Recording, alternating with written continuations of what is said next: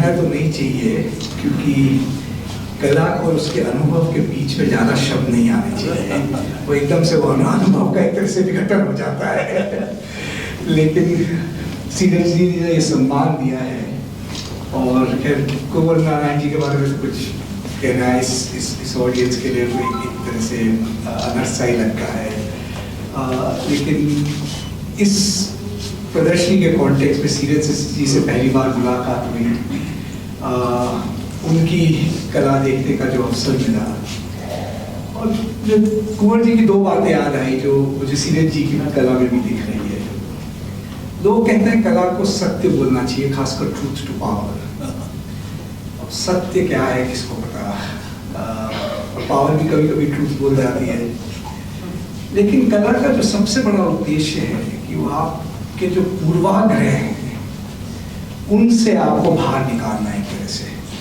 और कुंवर जी की कविता में जो खास बात थी कि आप कोई भी कविता उठा लें, आप जिस पूर्वाग्रह से उस कविता में गए हैं उससे उभर के ही निकलेंगे उस कविता से।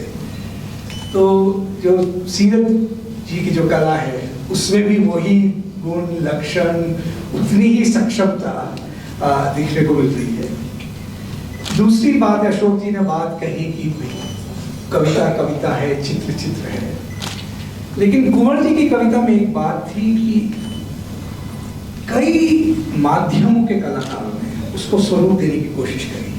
अपूर्व यहाँ है, और जानते हैं कितनी एग्जीबिशंस हुई है, पेंटिंग्स कुंवर जी से इंस्पायर्ड, स्कल्पचर, हर तरह की शैली। सीरज जी मतलब आज के कलाकारों में अगर आप देखें, कोई ऐसा माध्यम नहीं है जिसका इन्होंने प्रयोग नहीं किया है, और एक तरह से शब्दों को चित्रण, ना केवल चित्रण किया, उसको स्वरूप दिया है आर्ट में, स्कल्पचर में, टेक्सटाइल्स में, हर तरह की शैली से।